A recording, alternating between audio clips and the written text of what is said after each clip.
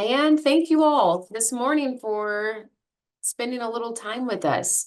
I'm happy that Dr. Bers decided to come and join me this morning in what I've just called it a conversation, but um, she has been very thoughtful as we've planned for this time with you all. And I think, and I hope you'll find the content not just useful, but timely as you all are approaching program review submissions and thinking about, what's next for you all. Just a short introduction of Dr. Trudy Bers, and I could say a lot more, but we'll leave it at this. Trudy Bers is the president of the Bers Group, an educational consulting organization. She was formerly the executive director of research, curriculum, and planning at Oakton Community College in Des Plaines, Illinois. She is/has been a data coach for more than 20 Achieving the Dream colleges, a consultant evaluator for the Higher Learning Commission, Accrediting Association, and a mentor for colleges participating in the HLC Persistence and Completion and the Student Success Academies. A faculty member in the University of Maryland Global Campus Doctor of Management and Community College Leadership Program, a coach for the Institute for Evidence-Based Change Caring Campus Initiative, and a program evaluator for 2 Kresge Foundation grants at Governor State University in Illinois. She is Illinois through and through. Her research interests include the community college, the assessment of student learning outcomes, and the effective presentation and use of data. She has been president of the Association for Institutional Research, or AIR, the Council for the Study of Community Colleges, or CSCC, the National Community College Council for Research and Planning, and the Illinois Association for Institutional Research, and is a former chair of the National Post-Secondary Education Cooperative Executive Committee. She has been or is on the editorial boards of Research in Higher Education, the Enrollment Management Journal, and the Community College Review, and has published more than 50 articles in professional journals, edited or co-edited 5 issues of New Directions for Community Colleges, and 1 issue of New Directions for Institutional Research. Co-authored 2 AIR online professional development courses, and made more than 50 presentations at professional conferences. Her most recent publications include a monograph for the National Institute on Learning Outcomes Assessment, co-authored with Shirley Nunley and Terry Manning, a chapter on assessing critical thinking, and Critical Thinking, a publication of the National Resource Center for the First Year Experience, a recent New Directions for Community Colleges on Budget and Finance, co-edited with Ronald Head and James Palmer, and articles on students who complete 30 credits but leave community colleges with no credential or transfer, the first year experience of community college students, and economic contributions of community colleges to the local economy, and the college choice of transfer students. Until September 2019, Dr. Bers was a member of the National Institute for the Study of Transfer Students Advisory Board. Dr. Bers earned her PhD in political science from the University of Illinois, Urbana, and holds an MBA from the Kellogg Graduate School of Management at Northwestern University, an AM in Public Law and Government from Columbia University, and a BA in Political Science from the University of Illinois, Urbana. For fun, she travels to new venues, attends plays and concerts, is relearning the art and craft of playing bridge, and has been known to cook and host dinner parties at her home. She exercises regularly, despising every moment. You may absolutely contact her, as she does have a list of publications available upon request. That is just a little bit about Dr. Bers, but I think you understand why when thinking about who could set us up for this first assessment academy, Dr. Bers was it. She's been around this space, this field, and has been in Illinois doing this work and understands the context of what it is that you all do, and if you're new to program review, will do in the coming months. And so with that, I'm going to pass it over to Dr. Bers, who's going to take us through a journey and help us think through these next pieces of program review and what she's calling the 5 Ps. And so with that, Dr. Bers, go ahead, take this over. Thank you. I'm delighted to be with you this morning on this cold and potentially snowy day in Illinois. This is a conversation about the broader context of program review, and program review specifically for community colleges. I'm not going to go through the ICCB program review manual, which provides very good detailed templates and guidance in conducting program reviews for Illinois colleges. I'm going to talk more generally about program review, the current context, and institutional processes for conducting these programs review. I'm going to try to make the connection among institutional effectiveness, program review, assessment, learning outcomes assessment, and evaluation, terms that are often confused or used as synonyms for each other. And Gianina mentioned the 5 Ps of program review. I see these as the purpose, the problems, promise, the process, and the politics. I also want to mention new Higher Learning Commission accreditation criteria, which will go into effect this coming September, and provide some suggested to-dos and observations about program review. We'll leave time for the questions that many of you submitted ahead of time, and then there should be some time if any of you have additional questions. So first of all, some definitions, and I hope I don't sound like I'm giving a professorial lecture, but I think it's really important to understand the definitions, and most important, to settle on a definition that you are going to use with consistency at your college.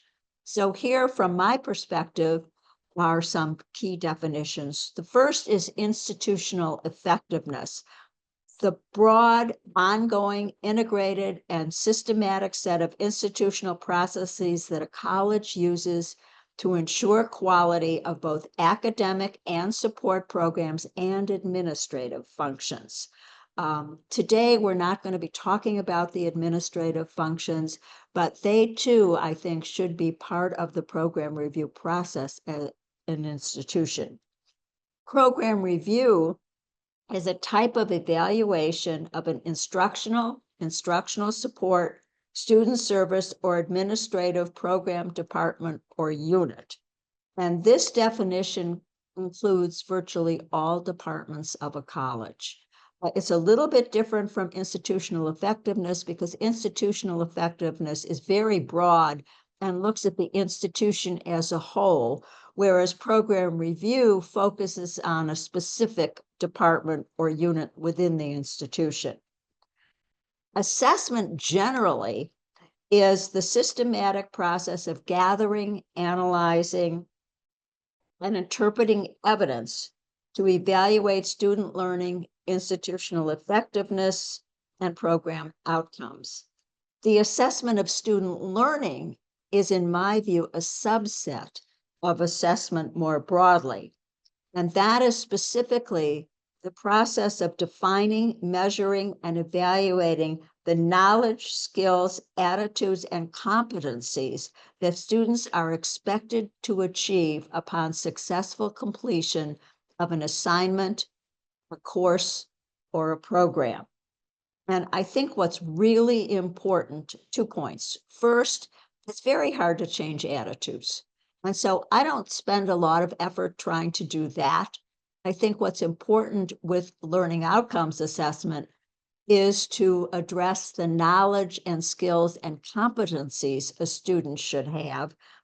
And key to that is first clearly defining the learning objectives. If you don't have clearly defined learning objectives for an assignment, a course, or a program, then how can you assess whether students have met those objectives? That is, whether their learning outcomes show that they have acquired the knowledge, the skills, the competencies. Program or service evaluation is what really sometimes strikes terror into the hearts of faculty and staff. And that is to determine whether program or service is meeting its broad objectives. Those broad objectives include learning outcomes, but may include other objectives of the department or the program. Evaluation can also involve some professional judgment. And so while data are important, and I will talk a little bit more about data in a couple minutes, professional judgment does matter here.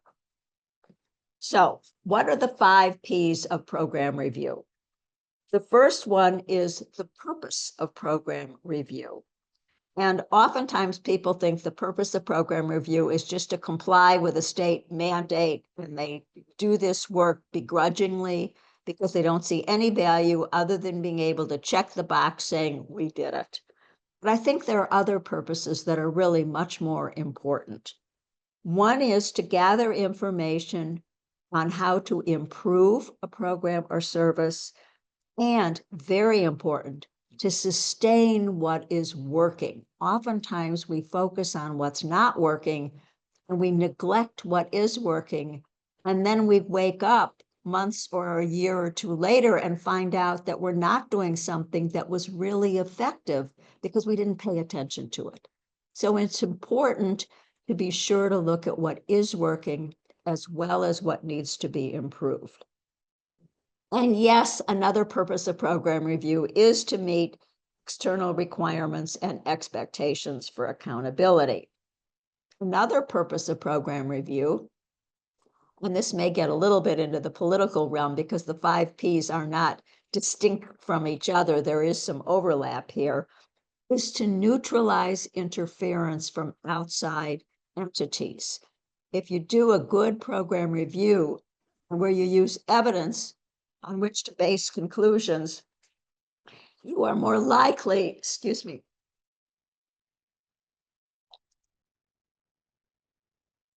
you are more likely to prevent interference from outside sources. And I know that these days in our political arena, we are seeing people entering the world of higher education who even 6 months ago, we would not have thought possible. Another purpose of program review can be public relations, to show to constituents that the college is taking seriously the need to look at what it's doing, to make adjustments if something is not working well. Another purpose is to provide legitimacy. The college is legitimately engaged in self-reflection, and to look at the most compelling purposes of program review. What is the purpose of program review for your institution? So that's a little bit about the purpose. Now let's look at the promise. What are the good things that program review can provide? And I've already talked about some of these. To provide evidence-based information, to inform constituents about and to evaluate programs, to measure the effectiveness of previously developed strategies for improvement.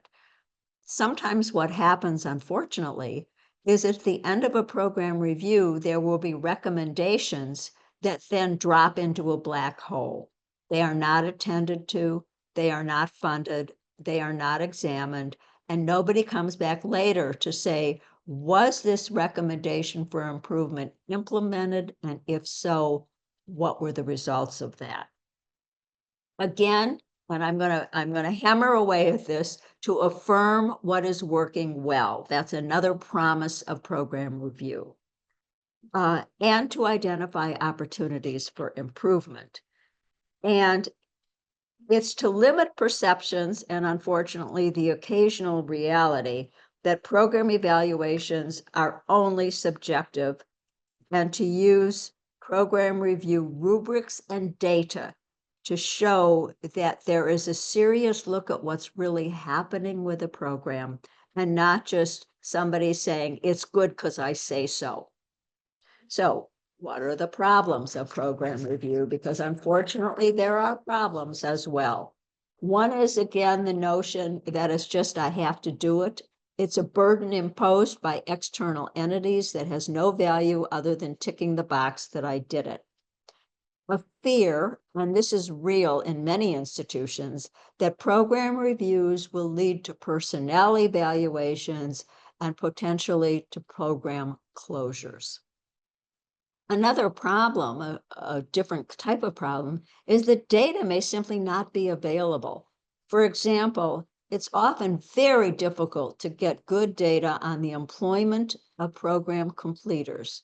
Are they working in the field for which they were trained? This is particularly for CTE programs. And is the training providing them, the training they received at the college, providing them with the knowledge and skills they need to acquire a job and to be promoted in that job? The data just may not be available, or it may be very sketchy.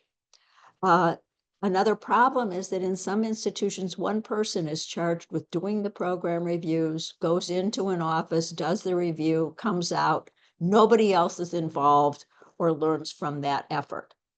And finally, another problem with program review is that some colleges schedule program reviews on an annual basis, which leaves little time to really look at the data and information, to develop ways to address weaknesses, and then to implement those. I once worked as a consultant with a college that did program review of every program every year. And basically what they did is they created very large spreadsheets of data about the program. There was no chance to really look at the data. What are the data telling us? What do we need to do to make things better? They loved their program review process. I did not think it was a program review in the way that I understand program review. So what's the next P? The next P is process. One part of the process is to comply with ICCB. Yes, that's important, and I don't want to diminish the importance of doing that. Another part of the process is to develop a process that fits with the organizational culture. Another is to develop a process that is clear and consistent. Sometimes colleges forget to spend time talking about how they're going to go about doing program review and presenting results and using results, so that it becomes like a black hole. And another important part of the process is to involve the key stakeholders in a program, and I would argue to include students' voices. Often students have insights into a program that faculty, staff, and administrators, no matter how much they think they know the program, really don't understand. So include students' voices. And finally, the politics. You have to recognize, as I said earlier, that at some point, professional judgments matter. Be wary of somebody who owns, and I put owns in quotes, a program or service, because they may take any sort of critical analysis as a direct affront to them, a criticism of them. One of the most important things a college can have, in my view, is a process and a policy for sunsetting a program. And this is going to reside primarily with academic programs, but perhaps with specialized student support programs as well. So that's really important. And I wonder how many of your colleges have an actual policy and process for sunsetting a program. We know that DEI is under assault across the nation. To my knowledge, Illinois is not one of the states that is considering seriously anyway legislation to ban DEI in its institutions. But we don't know what impact ultimately the DEI pushback may have. I worry, for example, and I have no evidence, by the way, this is just me speculating, will this affect TRIO programs? Will the federal government stop funding TRIO because somebody thinks it's DEI? I don't know. And I think another part of the politics is to recognize that while it's important to look at the finances of a program, what are the revenue streams? What are the costs? That's only one element of program review. We all know, for example, that nursing programs are very expensive. The revenue from a nursing program will never meet the costs of the program, yet these programs are absolutely essential for colleges, for students, and for communities. So that's a little bit about my 5 Ps. I mentioned that I was going to talk about data a little bit. So I think it's important to use both quantitative and qualitative data in a program review to clearly present data definitions and remain consistent with them.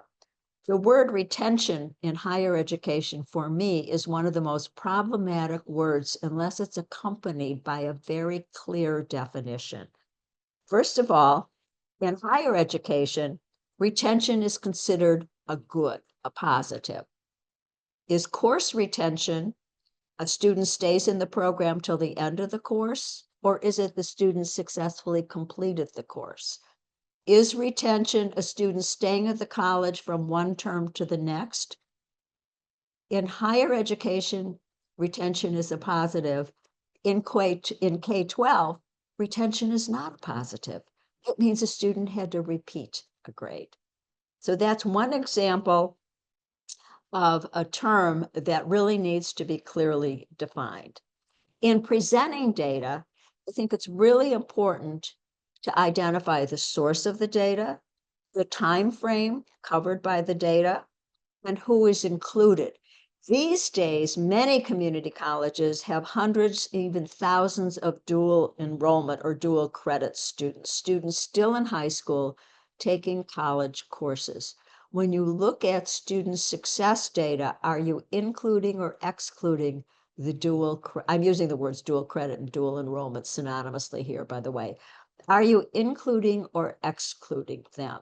If you are including them, then does term-to-term persistence really have the same importance for dual credit students as it does for students who enter the college after high school? I worked once with a college where the IR director was absolutely insistent that they include dual enrollment students in all of their reports on student success. And they had many, many, many of these students because he said our data looked better that way. But I think what they were really doing is masking the real student success data of students who came to the college after high school. My advice on this is report dual enrollment students separately from what I call post-high school students. Keep data presentations simple. Prune the decimals. I used to do a presentation called Death by Decimals. People think that if you add decimals, it shows greater precision. And I think all it does most often is obscure the story. I think the default in Excel is 2 decimal places. I would eliminate both decimal places unless you're talking about grade point average. Their decimals count. Otherwise, whole numbers are usually very adequate to tell the story.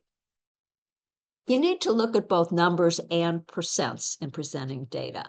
If you provide percents only and you have a small n, then a shift of 2 students might make a huge percentage difference. On the other hand, if you provide only the percents, you don't know on how many students this is based. So I think most often it's important to present both the raw number, the absolute number, and the percentage. And trends are important. Look at your data over time, maybe 3 to 4 years, and explain unusual circumstances. I mean, we all know that data for fall 2020 was markedly affected by COVID, by the pandemic, students' enrollment, student performances. So don't be afraid if you see really what seem to be very large blips or changes in the data. Look for the reasons why that might be the case. At the same time, be very cautious about assuming that everything is related to the pandemic. We can't blame COVID for everything, especially as we move further away from what were the really, I will use the word horrible years of the pandemic, which were probably the first couple of years. And finally, beware of data lust. I love that term. Steve Spangell, who years ago was the executive director of the Higher Learning Commission, coined that phrase. And what he talked about there was that sometimes we think that more data means better data. And I don't think that's the case. Sometimes we get so granular in our data and we keep saying, well, we need more data, as if suddenly the data will reveal the answer to what we should do to improve.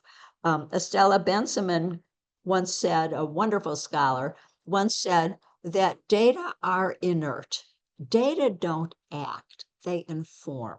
So be careful about thinking that the quest for more data means that you're doing a better job of program review. Not necessarily. So I mentioned that the Higher Learning Commission is revising its criteria for accreditation beginning in September 2025. And it's criterion 3 that speaks most directly to assessment. That's teaching and learning for student success. And the criterion is the institution demonstrates responsibility for the quality of its educational programs, learning environments, and support services. And it evaluates their effectiveness in fulfilling its mission. The rigor and quality of each educational program is consistent regardless of modality, location, or other differentiating factors. And for those of you who are or are not familiar perhaps with the HLC criteria, within each criterion, there are core components. And for this particular criterion, there are several core components that speak most directly to program review and the assessment of learning outcomes. One is educational programs. The institution maintains learning goals and outcomes. Notice learning goals, I would say those are objectives that reflect a level of rigor commensurate with college level work, including by program level and the content of each of its educational programs. So that again says, what do you want a student to know or be able to do? What competencies should a student have at the conclusion of a program? Another core component is the assessment of student learning. Can't be any clearer than that title to say it's relevant, right? The institution improves the quality of educational programs based on its assessment of student learning.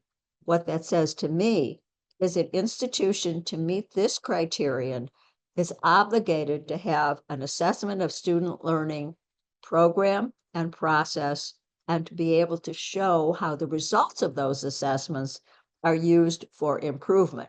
Notice that the HLC doesn't set a level of improvement. It doesn't say something like you have to improve this by 5 percentage points or 3% or anything like that, but it says the institution is obligated to have a process for assessing learning outcomes and to use those results. Another core component is titled Program Review. Again, how much clearer can the criterion be? The institution improves its curriculum based on periodic program review.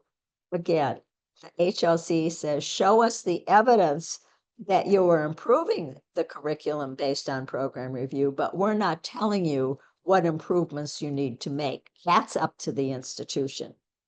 And the final core component of criterion 3, the new criterion 3, is called student success outcomes.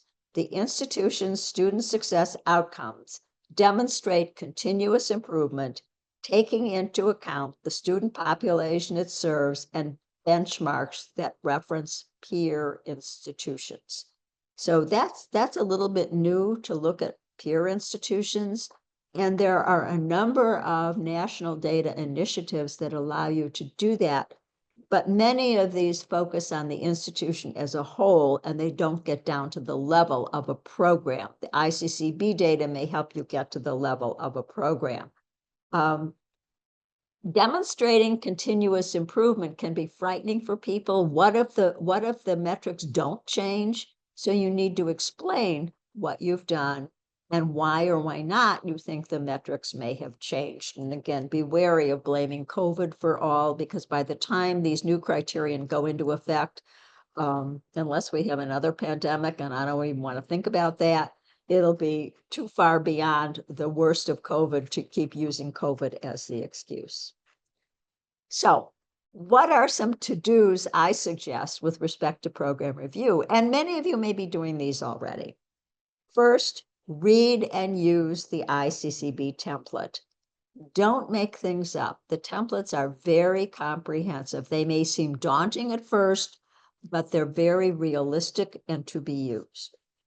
Secondly, and you may have this already, again, create a list and a calendar of all the review projects that may be on the agenda for your college.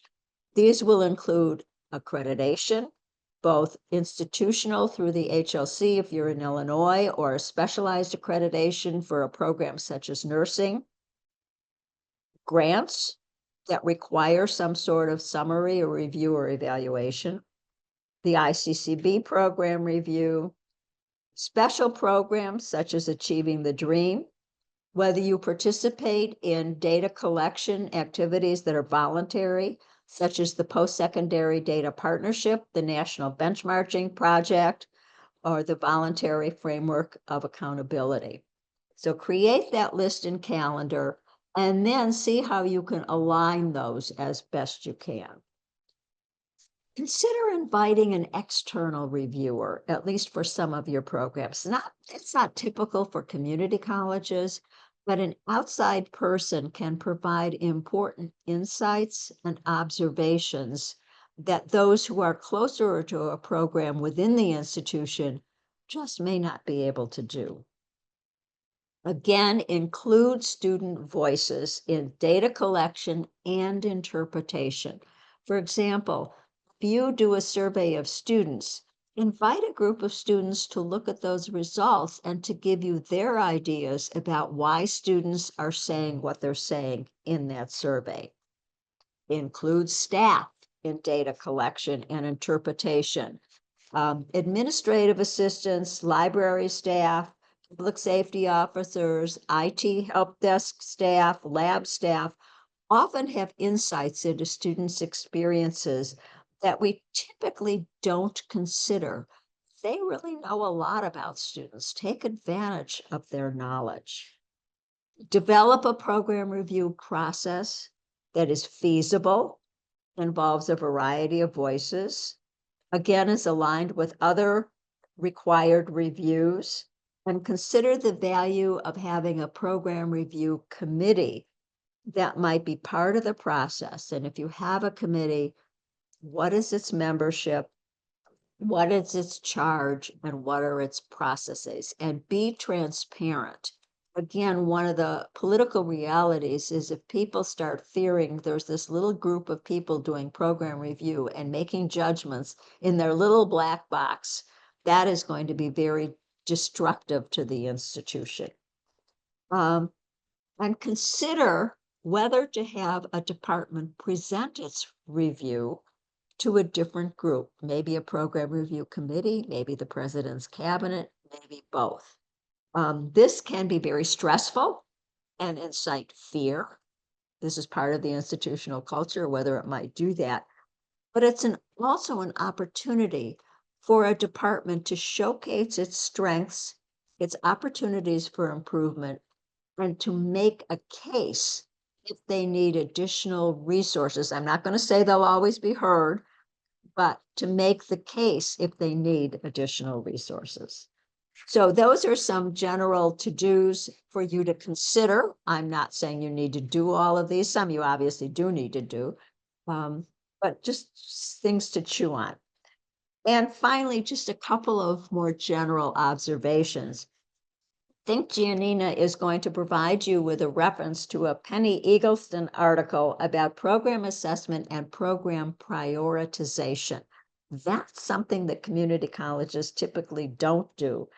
And that asks a college to directly compare programs it offers and to see which ones are most important. And as I say, most important, one of the next points I want to make is what I see as a shift in what's occurring nationally, at least right now, with respect to looking what makes an institution effective and successful. And I'm taking this directly from Achieving the Dream, which some of you may know now encompasses more than 200 colleges nationwide. When Achieving the Dream started some 20 years ago, The focus was on student persistence in associate degrees or certificates, and that was sort of the end point. Within that, Achieving the Dream began initially to look at course success, and it wasn't until several years into Achieving the Dream that the initiative recognized that they needed to incorporate faculty, because what goes on in the classroom is so very critical to a student's experience and success. Well, after focusing on associate degrees and certificates, then ATD began extending the continuum to say, well, we ought to really be looking at whether students are transferring and earning baccalaureate degrees. And then the continuum was pushed out further, and ATD began to say we should begin to look at whether students are obtaining jobs with family-sustaining wages. It's a tricky point, because think of early childhood education, which is sort of the gold standard of this conundrum. There's demand for people to work in early childhood. There's often great student interest, but the pay is usually well below a family-sustaining wage unless somebody moves into the administrative areas of providing early childhood education. And finally, to push the continuum even further out, ATD's newest thrust is to look at what it calls community vibrancy. How does a community college contribute to the economic and social health of its community? If you're in a community college in a relatively small rural area, it may even be large geographically, but it's pretty contained. It may be easier to look at what a college and its graduates and its students contribute to the economy and the vibrancy of the community than if you are in a heavily populated suburban or urban area where it's much harder to look at the metrics there. That's the newest ATD thrust, and I think it is showing how important it is for a college to consider the community it serves well beyond just its own immediate students. So those are some of my general observations, and I hope I haven't taken too much time. Gianina, I'm going to turn it over to you now. You know, this is spot on what I was envisioning initially. I think you've given the listeners so much to think about within their own review process. So thank you for letting us into your mind. There are quite a few questions that many of you had sent when you registered for this webinar, and I hope you heard some answers to some of those questions that you might have posed. We've also kind of put them together in a format. Dr. Bers has helped put them in a format of answering them and then providing some resources. So in that folder that I sent out earlier, where just the pre-reading was, what you'll now start to see is other resources that are being put into that folder, whether it's readings, maybe some the answers to some of your questions will continue to keep adding to that. But I want you to know that that's the folder that you can use to really jump into some more readings and pieces to help you along your journey. And I will also say here, if you have a question that you really wanting to answer, please do put it in chat. And we have about 20 minutes to help you, right? This is not for us to get up and just talk necessarily, but it is to help you with your process. And so I invite you to throw your questions in chat. And in the meantime, I'll start us off with a few questions that we had gotten from you, in case others maybe want to hear the answer. And one thing that we always get are questions about how to involve faculty. Dr. Bers, you touched on this earlier, and there was a question, a statement really, how do you think about engaging faculty more in the program assessment process? What are some thoughts that you might have around that? Well, I think one approach is to stress the positive.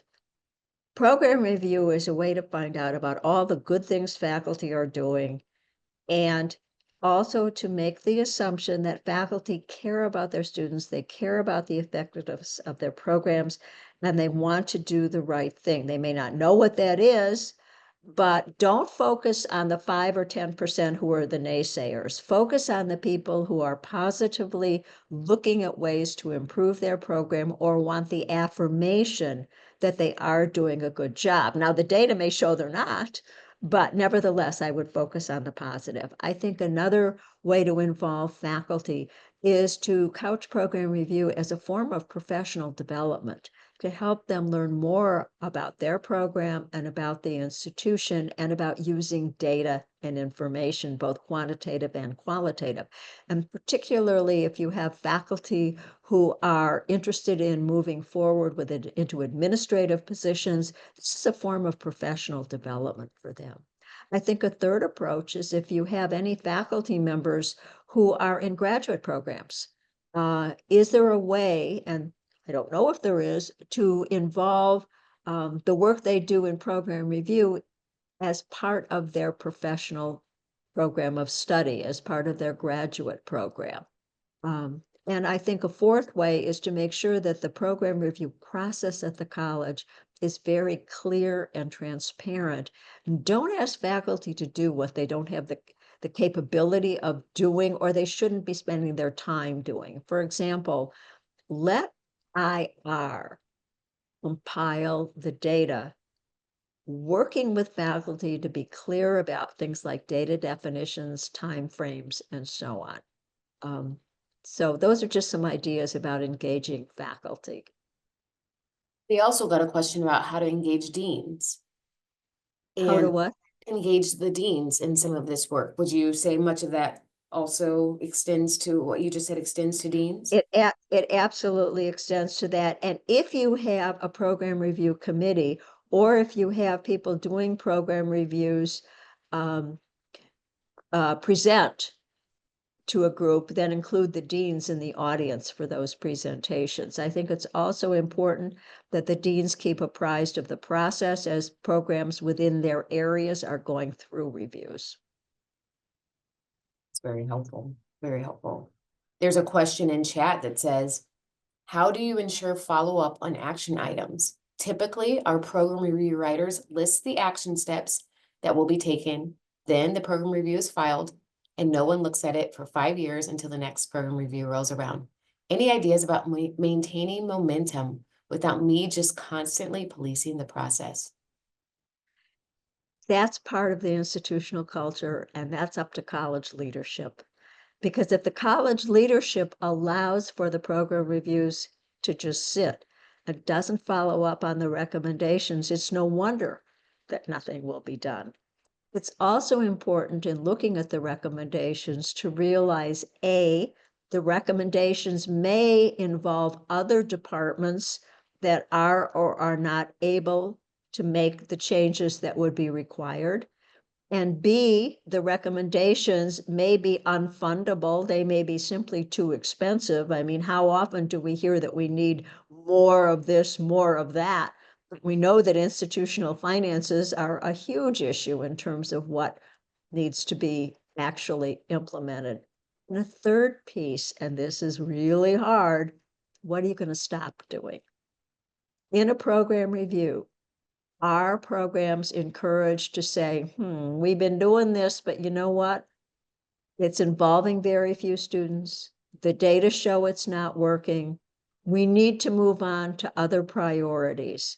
So I talked earlier about the importance of having a policy and process for terminating or sunsetting a program.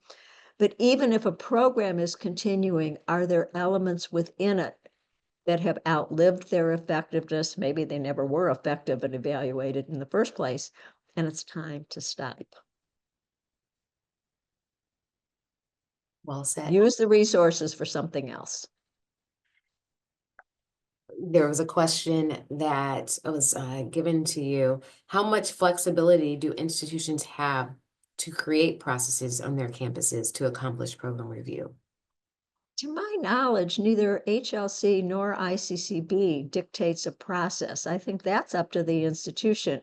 HLC and ICCB, as I understand it, are interested in the product of program review and what happens as a result of program review, not on how you actually did the program review, so long as you are meeting the ICCB template expectations or the HLC new criteria, criterion 3 and core components. Excellent point. Excellent point. So there is flexibility, and I think it ties back to your conversation around institutional culture and leaning on good practices from other peers. There were a bunch of questions around good examples, and whether it's program review or a process, case studies around program review. And I know that there are, right? We might not know about them all, but I know that Dr. Bers, you definitely referenced ICCB, maybe some others, and maybe providing some examples of that. What I suggest is that ask ICCB to provide you with some good examples of program review. They might wipe out the name of the institution, and it's not so much the actual findings of the program review, but what process was used, what does the program review look like, what recommendations came out of it.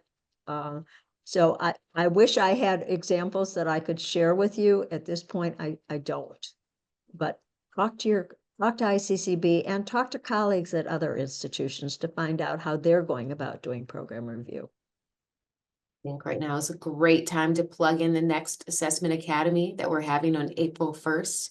Tips and tricks for a foolproof program review, where you will have your peers presenting their thoughts, things that have worked for them around the promises of program review. So I hope you'll join us at the next one to hear exactly that. And hopefully we'll build a resource list of what is happening around Illinois that really does showcase good practice, good program review practice. So keep that in mind.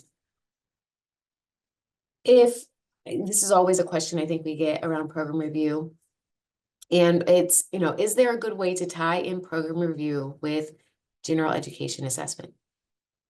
What are your thoughts around that? It's a tough one because we don't have in Illinois community colleges, or maybe in any college, sort of an end point of program review or of gen ed. So I think you need to take this down to the discipline. And if there are requirements for gen ed, and there are within disciplines, as that department that has that discipline, be it English, be it science, whatever, and to focus on the department and then ask the department to think about how this addresses the gen ed objectives of the college. If there are such objectives, to have the faculty in that department show how what they do in their department contributes to those more general gen ed objectives. It's always, I feel like for those that are new coming into this space, it's always a question. And there's different thinking around it, but again, I think that's where it's helpful to have hopefully some conversations with other faculty, others, if you don't have that within your institution, maybe other peers can help you think through that process. Everyone does it differently, right? We say that there's no one right way to do this work. You just need to do it. And so with that, I hope that at least gets you to step out and start doing it. And then, you can figure out the pieces, and hopefully there's others around you that help you figure out those pieces, right? That makes the process yours, your institution, and can define it, and others can understand why you're doing it the way that you're doing it. So thank you. Dr. Bers, if I were new to this space, and I'm going to just start with learning outcomes assessment, if I were new, which scholarly resources would you consider to be must reads? Well, they're not new any longer, but the works by Linda Susky and Barbara Wolverd on how to do program learning outcomes assessments are really key. Now, they wrote before there was as much emphasis on diversity as there is now. They also wrote before there were there was AI or some of the other tools that we are wrestling with in higher education, but they still have a lot of very concrete ideas on how to conduct learning outcomes assessments. And then I also provided, and I think Gianina is going to post this in the list, some resources about diversity specifically and learning outcomes assessments. The two names I mentioned are Linda Suskie, Suskie, and Barbara Woolvord, Waalvord. I might be misspelling her name. But they are two of the early scholars in the practicalities of student learning outcomes. They are not spending so much time talking about the theory of it or the reasons for doing it or any of that, but some very, very specific examples of how to do it. So with that, you've been dedicated to helping us understand assessment of student learning, assessment, program review, learning outcomes. I mean, this has been very much a big part of your career. And if you can't tell, I hope you know that we are very grateful for you and the time you've spent in helping others understand it. I mean, the way that you talk about it invites us into a conversation, invites us to think about our process, and hopefully, right, make it meaningful to us in our institutions. I think just a question that I have is, in this time that you've spent in this work, what have you seen change? I think early on, there was a lot of feeling that the only reason colleges were having to do learning outcomes assessment was because the accreditors said they had to. And that, at least in the Higher Learning Commission, 19 state region, the primary reason colleges that went through accreditation had to do focus visits or reports is because they didn't have a good learning outcomes assessment program at the college. I think as things have gone on, the emphasis on diversity, I think, has had an impact in the sense that we now know, for example, the absolute critical role that disaggregated data plays in showing an institution what students may need additional help. I think right now, learning outcomes assessment is no longer as front burner on the minds of colleges as it may have been a few years ago as they were preparing to go through accreditation. I think that there's a lot more emphasis on student success and recognizing that the reason some students aren't successful is not because the student is deficient, but because the institution itself and the faculty and staff within the institution are not meeting the students' needs where they are, or are, for example, crafting classroom assignments that have nothing to do with the students' lives or majors or interests. And so I think there's a lot more emphasis now on the pedagogy and the kinds of assignments that students are given to link that work with the outside world. And I think right now, finances are a very big issue at a lot of colleges. The enrollment cliff in Illinois is a state that's experiencing that cliff and will be over the next few years. Concerns about the number of enrollees, a lot of emphasis in many states on recruiting adult learners, adults who have some college or no college. But the reality is adult learners are almost always part-time students, and you need a lot of adults to offset having a full-time student. So I think that the focus of interest is shifting, I think, in all candor, that in many states, the pushback against DEI is going to have an effect on student learning outcomes and how that is done. I don't know what that impact will be, but I think it's very much there. It will be. And the reality is that we have a lot of uncertainty right now. I mentioned, for example, my concern Will the federal government stop funding TRIO?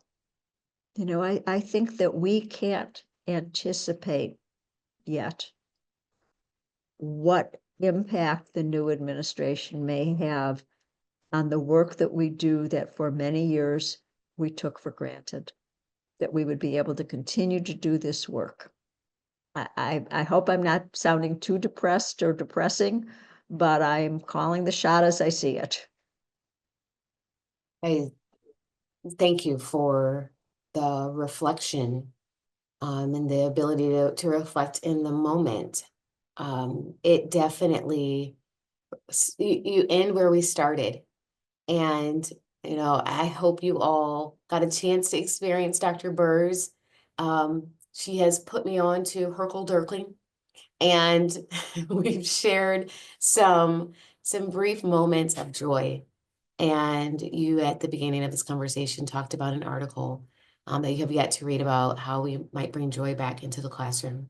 And I invite you to think about that even with the program review process, right? How do we bring joy back into this work? We know it's important, and we know we should do it because not just because someone told us we had to, because we want to, because we know it's beneficial for our students. And so with that, I hope that you all will take with what you've heard today and what you've learned, and take that joy into the spaces of that you'll populate today. We'll definitely share the resources out. Dr. Bers has quite a few resources for a more focused look at equity and assessment. And I hope you'll take some time to read through those. And we'll for sure keep carrying that focus out through these next few webinars. But we definitely appreciate the time that you took out this morning. And Dr. Bers, did you have anything else that you wanted to wrap up with? Thank you, because when Jeannie invited me to do this, it got me to delve more into the literature, and it's been a while. And so thank you for giving me the opportunity to sharpen my professional knowledge about this really critical field. Thank you.